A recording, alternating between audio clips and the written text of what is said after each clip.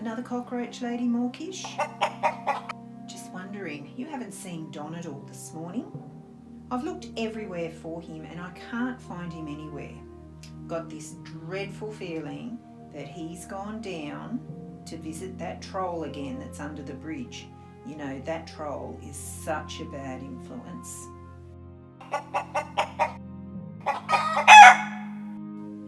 Oh, the young ones have joined us.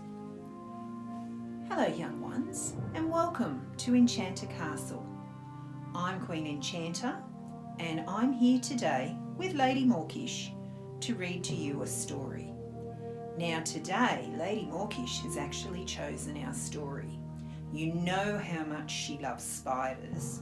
Well, she actually likes spiders to eat, but she has picked today a story about Miss Spider's tea party. Sort of a little bit like what we like to do.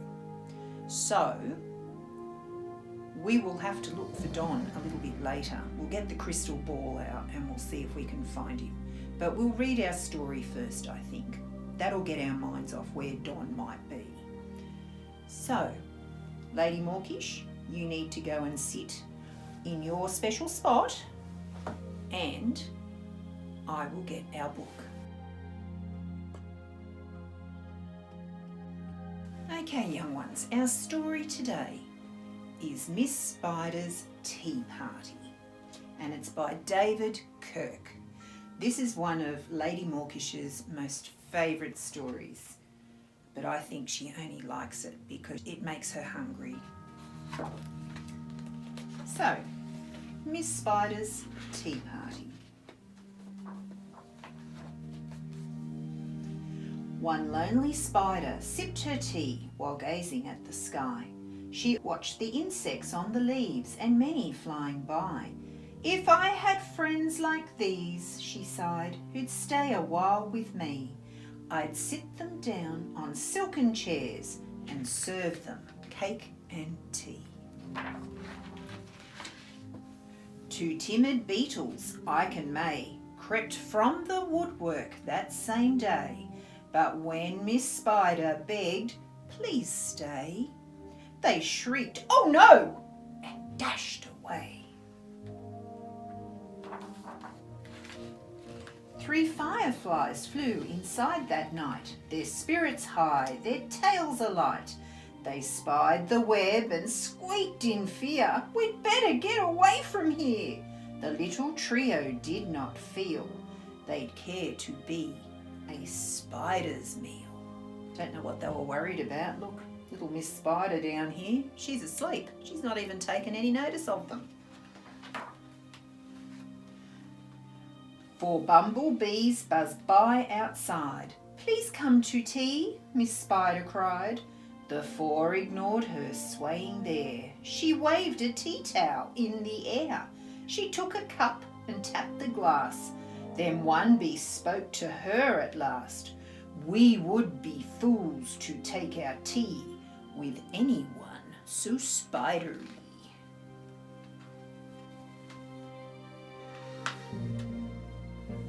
Within the shadows of the room, just peeking from behind a broom, five grinning faces bobbed and peered. Miss Spider smiled, her heart was cheered. Descending for a closer look, she danced into the gloomy nook, but sadly found those jolly mugs belonged, alas, to rubber bugs. Some ants strode in, they numbered 6, but ants with spiders will not mix. She brewed them tea from hips of roses. The proud platoon turned up their noses. Well, Lady Morkish, I wouldn't be inviting them back round for tea. That's very rude. They need a lesson in manners. A fine bouquet concealed its prize of 7 dainty butterflies. Miss Spider, watching from the wall, was not aware of them at all. Now, can you see the spiders? Spiders, I've got my spiders on the brain. Can you see the butterflies? We might just pause just for a couple of seconds, just so that you can see if you can find 7 dainty butterflies.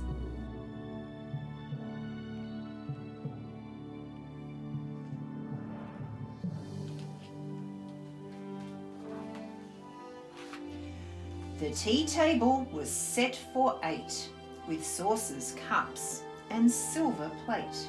The cakes were fresh, the service gleamed, yet no one would arrive, it seemed. Her company in no demand left her a cup for every hand.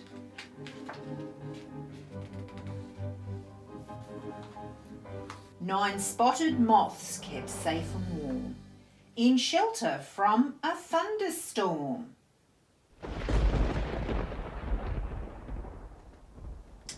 Every time, Lady Morkish, it happens every single time. They stood beneath an open sash and watched the jagged lightning flash. Miss Spider dropped down on a thread, a silver tray above her head. She hoped to please them, but instead they flew away in mortal dread.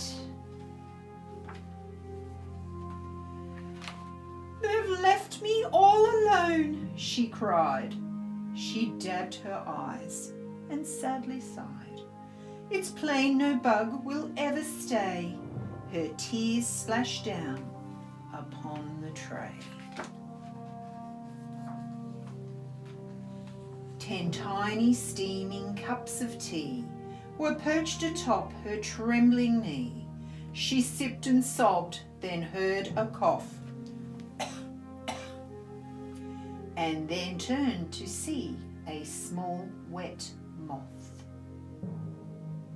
A fragile thing so soaked by rain, his wings too damp to fly again. She smiled and took a checkered cloth to cloak the frail and thankful moth. They talked and snacked on tea and pie until his tiny wings were dry. Then lifting him with tender care, she tossed him gently in the air. The moth told Ike, and Ike told May, who went from bug to say, "There is no reason for alarm, so late she never meant us any harm."